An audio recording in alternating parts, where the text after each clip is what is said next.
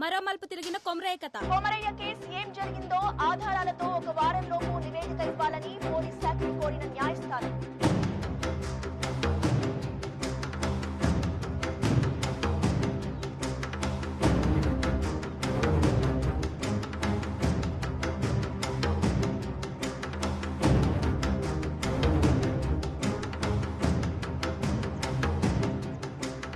ఊరంతా కొమరయ్య వైపే ఉంది.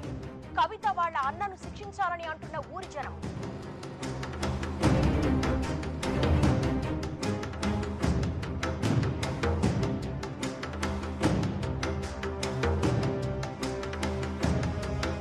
కవిత వాళ్ళ అన్నయ్యలే కొమరయ్యని చంపినట్లు నిర్ధారించిన కమిటీ ఈ నెల 21వ తారీఖున వెలువడే తుది తీర్పు దాదాపుగా ఖరారైనట్టే.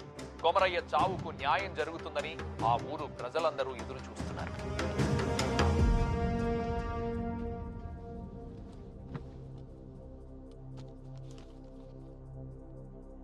నలభై 5 రోజుల క్రితం అద్రాస్పల్లి గ్రామంలో జరిగిన హత్య విషయంలో కొమరయ్య అనే వ్యక్తిపై రమేష్ ఇంకా సురేష్ అనే 2 వ్యక్తులు సామూహిక దాడి చేసి హతమార్చారు అనే ఆరోపణ చేసిన జంగయ్య కేసులో కమిటీ ఇచ్చిన నివేదిక ప్రకారం తేల్చేదేంటంటే సార్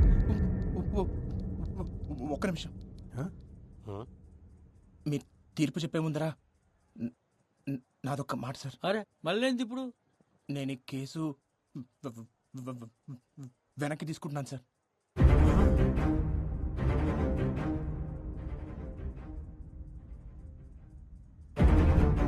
ఏంది?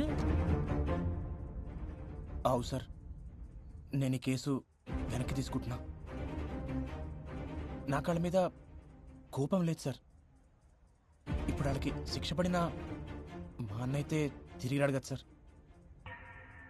ఇంకో కుటుంబం రోడ్డున పడుతుంది గంతే.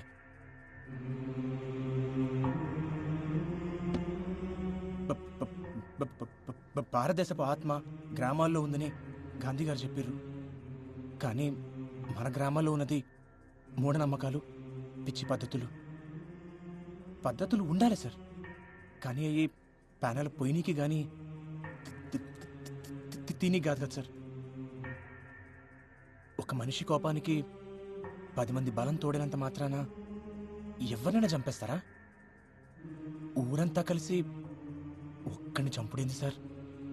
గిసంటి వాటికి కేసులు ఉండవు సార్. దొమ్మి కేసు కింద తీసిపడేస్తారు సార్.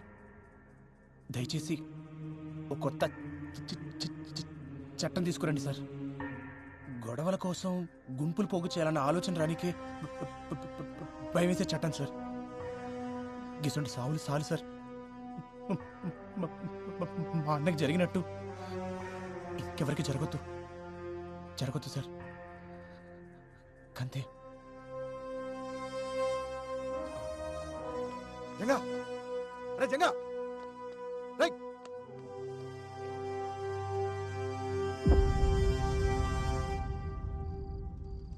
ఎవరు ఊహించని రీతిలో అనూహ్యంగా వెనుదిరిగిన జంగయ్య. నిన్నటిదాకా అన్న కొమరయ్య కోసం పోరాడిందంతా డబ్బులు చేసుకోవడానికేనా? ఇదివరకే కవిత అన్నల దగ్గర 50,000 తీసుకున్నట్లు కోర్టులో అతనే ఒప్పుకున్నాడు. ఈసారి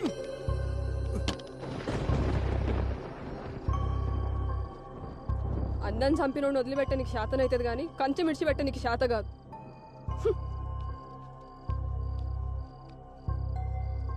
అయినా పానం పెట్టి పెంచినోడిని పట్టించుకోకుండా ఎట్లుంటారు? విశ్వాసం ఉండాలి దేనికైనా. బయటోళ్ళ కన్నా ఇంట్లోళ్ళని చూస్తుంటేనే మస్తు కోపం అవుతుంది. సప్పుడు చేస్తలేమరా? ఏమైంది అసలు? కేసు వెనక్కి తీసుకున్నావు? ఏయ్, చెవులు తెగినాయా? మేము ఎంత అడుగుతున్నా నీ తిన్ను నువ్వుతో ఇట్లా చేసేదో ఉంటే కేసు ఎందుకు వేసినావు? అందరితో ఎందుకు ఇస్తున్నావు? మళ్ళా పైసలు తీసుకున్నావా? ఎంత ఇచ్చిర్రు? ఇంతవరకు సమాధానం చెప్పలేదురా?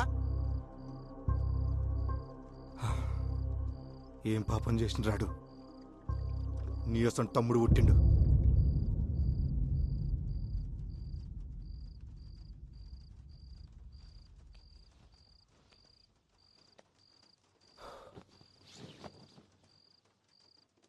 అంతా అన్నే చేసిండు.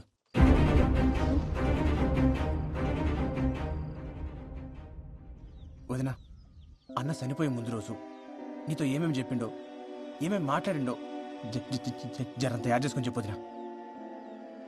వదినా, నీకు యాదుకున్నంత వరకు ప్రతి చిన్న విషయం చెప్పు. ప్రతిదీ.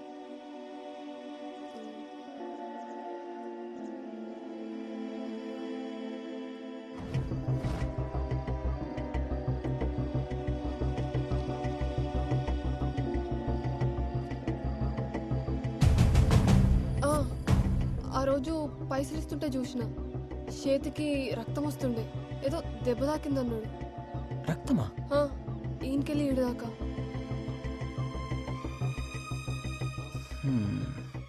రక్తం వచ్చుడేంది?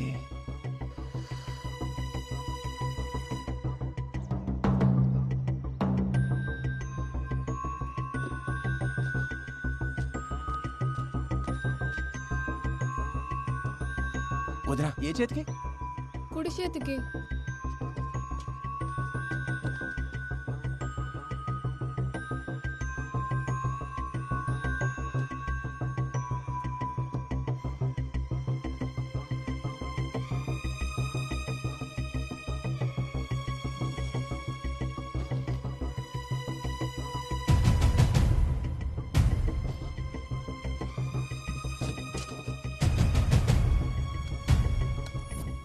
ఓకే మేడం, సాయంత్రికలు రెడీ అయిపోతాయి, నేను చూసుకుంటాను. రే, ఏడకెళ్ళి తెచ్చినవరా? దూడ రక్తం ఇది. సరే, మళ్ళా కలుస్తా. సార్ సార్ వస్తున్నా సార్. దూడ రక్తమా?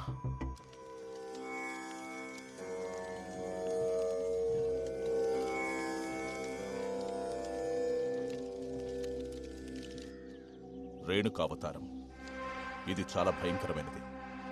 ఈ ప్రక్రియను చేయాలంటే ఆరితేరిన మంత్రగాళ్ళకే సాధ్యమవుతుంది. ఇది ఎట్లా చేస్తారు స్వామి? ఇది చేతబడులన్నిట్లోనూ చాలా ప్రమాదకరమైంది. ఎవరి మీదైతే ప్రయోగించాలనుకుంటారో వాళ్ల తల వెంట్రుకలు, కట్టిన బట్ట, కాళ్ల కింద మట్టి, వీటన్నిటినీ ఒక పిండి బొమ్మకు అలంకరించి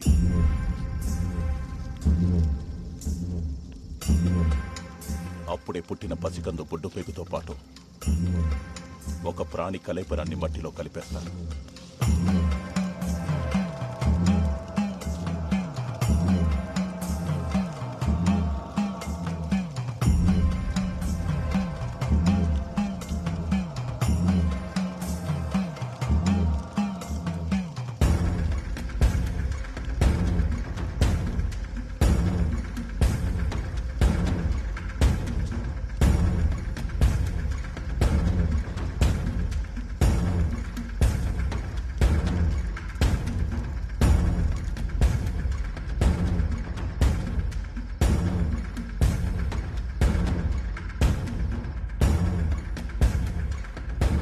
తను అనుకున్నది పూర్తయ్యాక ఒక లేగదూడని బలివ్వడంతో మొదటి దశ పూర్తవుతుంది. తర్వాతి దశ ప్రయోగించిన వాడి ప్రాణాలు కాపాడుకోవడానికి చేసే ప్రక్రియ. రేణుకావతారం చాలా ప్రమాదకరమైంది కాబట్టి తిప్పికొట్టే అవకాశాలే ఎక్కువ. ఇది ఎవరి మీదైతే ప్రయోగించబడుతుందో వారి చేతి దగ్గరే చేయాలి. తనవి కాని పాదరక్షలు మాత్రమే ధరించి దిగంబరుడిగా ఉండి నియమాలు ఆచరిస్తూ పూజను పూర్తి చేయాలి. అప్పుడు గాని ఆ రేణుకా శాంతించదు. అసలు ఇట్లా చేతబడి చేసే వాళ్ళకి నియమాలుంటాయా? చాలా నియమాలున్నాయి. ప్రతి గురువారం 108 బిందెలతో తలస్నానం చేయాలి. ఇంటి గుమ్మానికి ఎప్పుడూ నిమ్మకాయలుండాలి. రంగు మారిన నిమ్మకాయలు అనర్థానికి సంకేతం. మంచానికి అడ్డంగా పడుకోకూడదు. చేతబడి సమయంలో పూజ పూర్తయ్యే వరకు సంభోగించకూడదు. ఈ అల్పాన చూస్తుండే నేను పండుకుంటాను.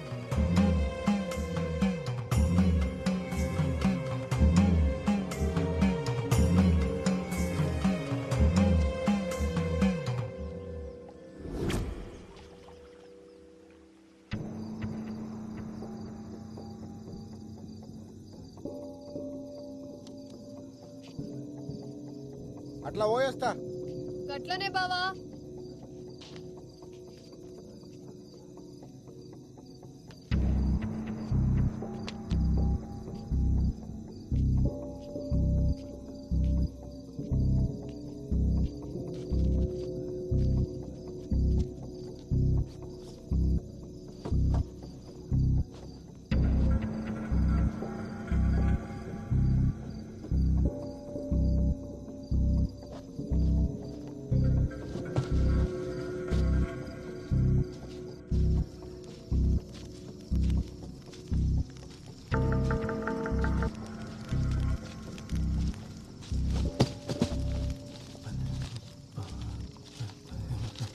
ఏమరా మళ్ళీ పండగ కూడా ఇంటికి పోలే? పోతున్నా అన్న. మళ్ళీ చిన్న సాయం కావాలి. ఓ అరగంట సేపు ఎవరు రాకుండా చూసుకో. మళ్ళా జరిగింది మొత్తం మర్చిపోవాలి. పైసలు ఇస్తా. సరే అన్న.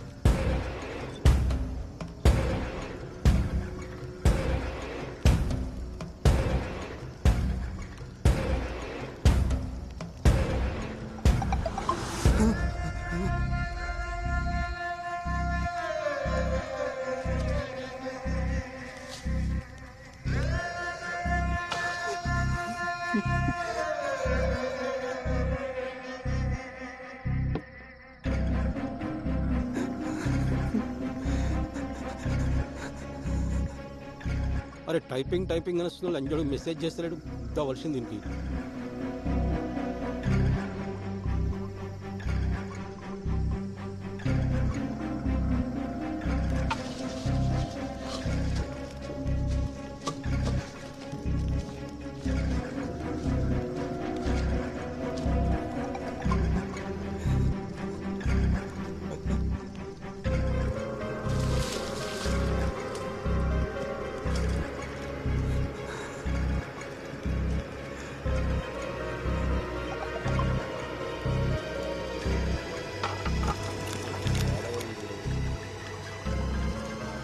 రేయ్ మల్లిగా,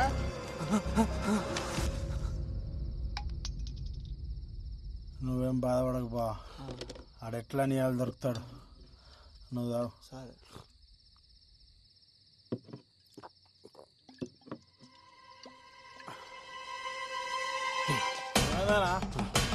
ఏడిపోతున్నావు? రాదు, వస్తున్నా.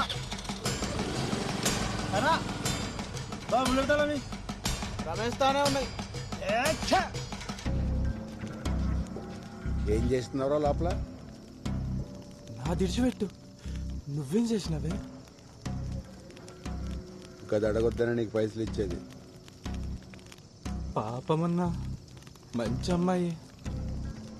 దేవుడు అంతేరా, అప్పుడప్పుడు మంచి మంచి వాళ్ళనే అగ్గుబడిరా. మల్లిగా పట్టుకోరా. వదలరా పాడుకో.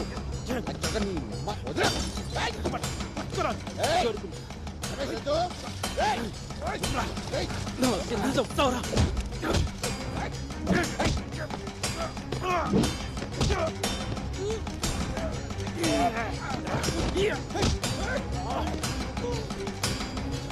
మల్లిగా నీకురా. మల్లిగా